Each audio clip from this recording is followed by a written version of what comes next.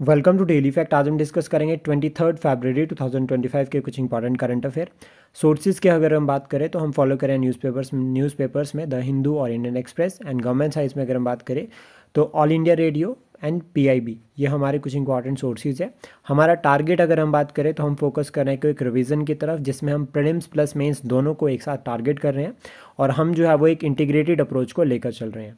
साथ में मैं आपको बताना चाहूँगा कि हम एचपी पुलिस के रिगार्डिंग जो है वो एक कोर्स शुरू करने जा रहे हैं, जिसमें जो है वो हमारा टारगेट रहेगा कि कंप्लीट हिंदी, इंग्लिश, मैथ्स और रीजनिंग प्लस जो जनरल अवेयरनेस के टॉपिक्स हैं उनको कवर करेंगे। अगर आप हमारे साथ लाइव क्लासेस में जुड़ना चाहते हैं या आप हमारे कोर्स में एनरोल होना चाहते हैं तो आप हमें कॉन्टैक्ट कर सकते हैं ऑन टेलीग्राम। शुरुआत करते हैं आज की इस वीडियो को और डिस्कस करते हैं कुछ इंपॉर्टेंट करंट अफेयर। सबसे पहले हम बात करेंगे टेक्नोलॉजी अडेप्टेशन फंड के बारे में। ये एक न्यू फंड है जिसको रिसेंटली लॉन्च किया है Indian space promotion and authorisation centre. इन्होंने इसको लॉन्च किया है, ऑफिशियली लॉन्च किया है और ये न्यू फंड है जिसमें अगर हम बात करें कॉर्पस की तो वो है अराउंड 500 करोड़ रुपीज़। 500 करोड़ जो है वो यहाँ पर जो है वो फंड है टोटल, और ये सपोर्ट करेगा growth of India space startup. जो हमारा स्पेस स्टार्टअप है उसको ग्रो करने के लिए, उसकी ग्रोथ के लिए जो है वो ये फंड जो है वो हेल्प करेगा, ऐसा जो है वो यहाँ पर जो है वो Indian space promotion and authorisation centre का मानना है। प्लस साथ में यहाँ पर एम की अगर हम बात करें तो एम जो टारगेट किया जा रहा है, aim to accelerate development of indigenous space technology and reducing reliance on imported solution, कि जो हम इंपोर्ट कर रहे हैं, ठीक है, और सपोज मतलब यहाँ पर मेन फोकस क्या किया जा रहा है कि इंपोर्ट कम करना है और इंडिजिनियसली टेक्नोलॉजी को जो है वो प्रमोट कर रहे हैं। तो इसके रिगार्डिंग जो है फंड जो है वो बनाया गया है और ये काफ़ी इंपॉर्टेंट रहेगा। हम इसको मेंस में लिख सकते हैं विद रिस्पेक्ट टू स्पेस, कि हमारे स्पेस सेक्टर के रिगार्डिंग हमारी क्या क्या जो है वो इनिशिएटिव है। तो एक यूनिक जो है वो इनिशिएटिव रहेगा, अगर हमें याद रहता है तो इससे क्या होगा, हमारा आंसर बाकी सबसे अलग लगेगा। नेक्स्ट उसके बाद है इलेक्ट्रॉनिक पर्सनल लाइसेंस। ये लाइसेंस जो है वो अभी रिसेंटली किसने लॉन्च किया है, मिनिस्ट्री ऑफ सिविल एविएशन ने। और किसके लिए लॉन्च किया है, पायलट्स के लिए। अब यहाँ पर क्या है कि ये डिजिटल वर्जन है ऑफ पर्सनल लाइसेंस, जो कि पहले ट्रेडिशनल वर्जन हुआ करता था लाइसेंस का, तो उसको रिप्लेस करके अब क्या है कि जो पायलट्स हैं वो क्या कर सकते हैं, अपने साथ डिजिटल लाइसेंस जो है वो रख सकते हैं। नेक्स्ट उसके बाद है इंटरनेशनल सिविल एविएशन। ये स्पेशलाइज्ड एजेंसी है यूनाइटेड नेशंस की। यूनाइटेड नेशंस कौन सी ईयर में एस्टेब्लिश्ड हुआ है वो आप कमेंट बॉक्स में बता सकते हैं। इसको एस्टेब्लिश किया गया है इंटरनेशनल सिविल एविएशन की अगर हम बात करें तो 1947 में, और शिकागो कन्वेंशन हुआ था जिसके बाद जो है वो इसको बनाया गया। और हेडक्वार्टर अगर हम बात करें इसका मॉन्ट्रियल कनाडा में है। और कनाडा आजकल काफ़ी जो है वो न्यूज़ में चल रहा है, क्योंकि यूएस के जो प्रेसिडेंट है अगर हम बात करें, उन्होंने कहा कि वो कनाडा को 51st जो है वो स्टेट बनाएंगे। और कनाडा में क्राइसिस भी जो है वो चल रहे थे, और यूएस और कनाडा के बीच में सबसे बड़ी जो है वो अगर हम वर्ल्ड लेवल पर बात करें, दो कंट्रीज़ के बीच में सबसे बड़ा जो लैंड बॉर्डर है या सबसे बड़ा जो बॉर्डर आता है that is between USA and Canada. इस बार यूपीएससी में जो है वो क्वेश्चन पूछा भी गया था। देन उसके बाद नेक्स्ट है कुनो नेशनल पार्क।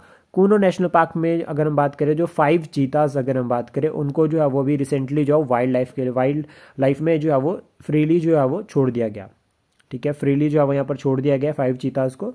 और ये कुनो नेशनल पार्क जो है वो मध्य प्रदेश में है, और ये जो है वो नेशनल पार्क विंध्याचल में है, मध्य प्रदेश में है। और विंध्याचल रेंज के जो विंध्याचल जो माउंटेन रेंज है उसके अंडर जो है वो आपका कुनो नेशनल पार्क है। और कुनो रिवर के बाद जो है वो इस नेशनल पार्क का नाम पड़ा है, यानी कि कुनो रिवर जो है वो इस नेशनल पार्क से क्रॉस करती है, जिसके ऊपर जो है वो कुनो नेशनल पार्क इस नेशनल पार्क का नाम पड़ा। और ये आपको याद रखना है कि जो कुनो रिवर है वो ट्रिब्यूटरी है चंबल नदी की। चंबल जो है वो कहाँ से ओरिजिनेट होती है ये भी आप कमेंट बॉक्स में बता सकते हैं, काफ़ी इंपॉर्टेंट रहेगा। और अगर हम बात करें इस नेशनल पार्क के बारे में तो ग्रासलैंड वेजिटेशन यहाँ पर देखने को मिलेगी। और चीता की अगर हम बात करें तो चीता का जो IUCN कंजर्वेशन स्टेटस है वो हमारे लिए बहुत इंपॉर्टेंट है। तो अफ्रीकन का जो वल्नरेबल है, और एशियन का अगर हम बात करें तो वो है क्रिटिकली एंडेंजर्ड। जो IUCN स्टेटस है उसको लेकर एग्जाम में क्वेश्चन बन सकता है। और प्रोजेक्ट चीता हमने लॉन्च किया था 2022 में, जिसमें हमने टारगेट किया था हम चीता को दोबारा जो भारत में लेकर आएंगे। लास्ट चीता जो है वो 1952 में भारत में देखा गया था। नेक्स्ट उसके बाद आयरन डूम जो है वो इजराइल का एयर डिफेंस सिस्टम है, और ये short range air defence system है जिसकी रेंज अगर हम बात करें तो लेस देन 40 माइल्स है। 40 माइल से लेस देन जो है वो उसकी लेंथ है। और ये ऑल वेदर कैपेबिलिटी है इसमें, यानी कि किसी भी वेदर में जो है वो इसको जो हम यूज़ कर सकते हैं। प्लस साथ में इसको आप बाय शिप भी जो है वो फॉलो कर सकते हैं, तो ये काफ़ी इंपॉर्टेंट रहता है। और पहली बार इसको 2011 में जो डिप्लॉय किया गया था। आयरन डूम याद रखना इजराइल का है। देन उसका नेक्स्ट है अंडमान सी। अंडमान सी में जो है वो अर्थ क्यूब जो है वो देखा गया 5.2 मैग्नीट्यूड का। इससे पहले दिल्ली में भी अर्थ क्यूब आया था। तो अभी रिसेंटली अगर हम बात करें तो अंडमान सी में जो अर्थ क्यूब देखा गया है दैट इज़ 5.2 मैग्नीट्यूड। और हमें अंडमान निकोबार के बारे में जो याद रखना है that is semi unclosed marginal sea है ये। कहाँ पर? नॉर्थ ईस्टर्न इंडियन ओशन, जिसके वेस्ट में अगर हम बात करें तो बे ऑफ बंगाल है, और ईस्ट में अगर हम बात करें तो state of Malacca. State of Malacca world का बिजिएस्ट जो है वो रूट माना जाता है। देन इरावादी रिवर जो है वो म्यांमार की वो ड्रेन करती है इस सी में, और इम्पॉर्टेंट ओनली बड़ी नदी है जो कि इस सी में जो है वो ड्रेन करती है। नेक्स्ट उसके बाद है international finance corporation. International finance corporation की अगर हम बात करें यानी कि IFC, ये की इंस्टीट्यूशन है वर्ल्ड बैंक का। तो याद रखना वर्ल्ड बैंक ग्रुप का जो है वो ये की इंस्टीट्यूशन है, जिसको बनाया गया है 1956 में। इसका टारगेट क्या है? ये क्या कर रहा है? प्राइवेट सेक्टर को ना प्रमोट करता है, स्पेशली जो है वो अगर हम बात करें कहाँ पर, डेवलपिंग इकोनॉमीज़ में, कि जो एमर्जिंग डेवलपिंग इकोनॉमीज़ है उसमें जो प्राइवेट सेक्टर को प्रमोट करता है। कैसे प्रमोट करता है? इन्वेस्टमेंट प्रोवाइड करता है, advisory and asset management services जो प्रोवाइड करता है। तो यानी कि पैसा देगा और एडवाइसरी एंड एसेट मैनेजमेंट जो सर्विसेज भी साथ में प्रोवाइड करेगा। हेडक्वार्टर अगर हम बात करें तो वाशिंगटन DC में है, और मेंबर्स अगर हम बात करें तो 186 है, भारत इसका मेंबर है। देन नोट जो आपको यहाँ पर याद रखना है कि इंडिया जो है वो one of the largest recipient of IFC यानी कि इंटरनेशनल फाइनेंस कॉर्पोरेशन से सबसे ज़्यादा पैसा लेने वाला भारत है। और इसमें अगर हम बात करें फंडिंग सपोर्ट जो वो MSME और स्टार्टअप्स के लिए जो ये प्रोवाइड करता है। प्लस साथ में इंफ्रास्ट्रक्चर, रिन्यूएबल एनर्जी सेक्टर, और अगर हम बात करें बैंकिंग या फिर माइक्रो फाइनेंस, इन सभी के लिए भी जो है वो ये क्या करता है? इन्वेस्ट करता है। तो ये काफ़ी ज़्यादा इंपॉर्टेंट रहेगा। नेक्स्ट उसके बाद है world day of social justice. ये 20 फरवरी को होता है। की पॉइंट अगर हम बात करें या थीम की अगर हम बात करें यहाँ पे तो empowering inclusion bridging gap of social justice. Empowering inclusion and bridging gap of social justice जो है वो थीम है। और ये जो सोशल जस्टिस का जो डे है ये यूनाइटेड नेशंस का इनिशिएटिव है, स्पेशली इसको जो लेड करते that is International Labour Organization, और इसको बनाया गया है 1919 में। और इसका जो मेन टारगेट है प्रमोट करना सोशल जस्टिस, इक्वालिटी और human rights. Social justice, equality और ह्यूमन राइट को प्रमोट करना है। और पिलर्स अगर हम बात करें सोशल जस्टिस के तो देखो सबसे पहला आता है इक्विटी, यानी कि एक तरह से जो सर्कमस्टांसिस अगर हम बात करें या diverse, recognising diverse needs and circumstances, मतलब एक इक्वल प्लेटफॉर्म यहाँ पर चलेगा। एक्सेस, जिसमें हम ensuring resources and opportunity for all, कि सबके लिए एक जैसे रिसोर्सेज रहने चाहिए। पार्टिसिपेशन, जिसमें हम कहते हैं कि पॉलिटिकल, इकोनॉमिक और सोशल लाइफ तीनों में पार्टिसिपेशन जो होना चाहिए, अनेबल करना चाहिए इन्वॉल्वमेंट, एक political, economic and social life. Rights की अगर हम बात करें तो ह्यूमन राइट प्रोटेक्ट करने हैं एवरी पर्सन के, एवरी ह्यूमन बींग के। डाइवर्सिटी अगर हम बात करें तो वैल्यूइंग रिस्पेक्टिंग डिफरेंसेस, यहाँ पर जो है वो ये इंक्लूड होता है आपका सोशल जस्टिस में। देन सोशल जस्टिस के पॉइंट ऑफ व्यू से अगर हम बात करें हमारे संविधान में आर्टिकल जो है वो 23 और 24 जो है वो लिंक करता है सोशल जस्टिस के साथ। और इवन DPSP के भी जो है वो इंपॉर्टेंट आर्टिकल्स है, लाइक अगर हम बात करें 38 हो गया, 39 हो गया, 43 हो गया, या फिर अगर 45 हो गया, 46, 47, ये सभी जो है वो सोशल जस्टिस को प्रमोट करते हैं। इवन गांधीयन प्रिंसिपल मैक्सिमम जो है सोशल जस्टिस को प्रमोट करते हैं।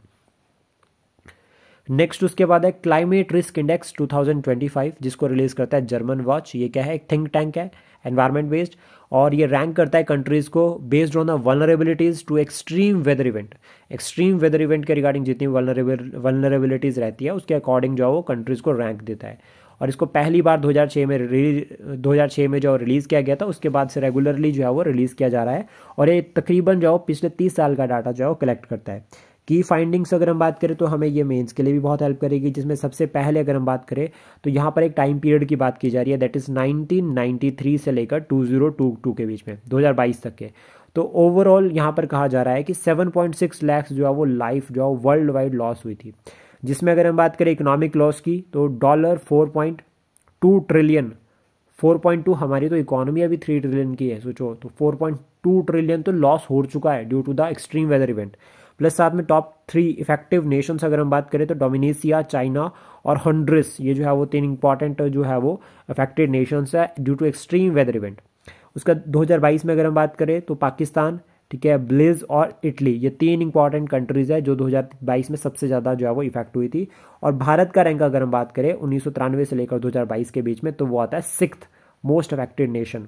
और 80,000 फैटेलिटीज़ जो वो भारत में देखी गई है, plus around 4.3% of the economic loss. तो इकोनॉमिक लॉस कितना हो, 4.3%, एंड टोटल 80,000 लोग जो भारत में मारे गए हैं 1993 से लेकर 2022 के बीच में। सर्व फ्लड्स की अगर हम बात करें भारत में कौन कौन सी आ रखी है, तो 1993 में आई है, 2013 में और 2019 में। उसके बाद इंटेंस हीट वेव्स अगर हम बात करें तो 1998 में आई थी सबसे पहले, उसका 2002 में, 2003 और 2015। तो ये कुछ इंपॉर्टेंट जो फैक्ट है जो आपको याद रखने हैं। और हीट वेव की अगर हम बात करें जब टेम्परेचर जो 50 डिग्री सेल्सियस से ऊपर चला गया था। फिर उसका नेक्स्ट है परम्बिकुलम टाइगर रिजर्व। ये टाइगर रिजर्व जो केरला में है और इसको डिक्लेयर किया गया टाइगर रिजर्व 2009 में अंडर प्रोजेक्ट टाइगर, और प्रोजेक्ट टाइगर को लॉन्च किया गया 1973 में। और अभी प्रेजेंटली अगर हम बात करें तो 57 जो है वो टाइगर रिजर्व भारत में प्रेजेंट है। और ये जो आपका टाइगर रिजर्व है वर्ल्ड का first scientifically managed teak plantation जो है वो इस टाइगर रिजर्व में होती है, ये आपको याद रखना है, ये भी इंपॉर्टेंट रहेगा। और कहाँ पर है, केरला में है। प्रोजेक्ट टाइगर 1973 में लॉन्च किया गया था। 57 टाइगर रिजर्व भी प्रेजेंट टाइम भारत में है। फर्स्ट बायो बैंक इन अ जू, ये जो है वो अभी रिसेंटली जो फुली ऑपरेशनल हो गया, इसको 2024 जुलाई में लॉन्च किया गया था।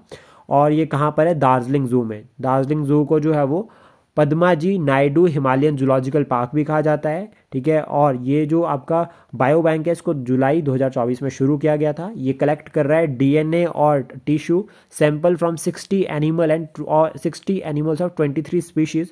और साथ में फोकस कर रहा है यहाँ पर कि एंडेंजर्ड जो स्पीशीज़ है उनके जो है वो सैंपल्स कलेक्ट करके अपने पास रखे। दार्जिलिंग जू की अगर हम बात करें तो भारत का हाई ऑल्टीट्यूड जो है वो जू है और ये वेस्ट बंगाल में है।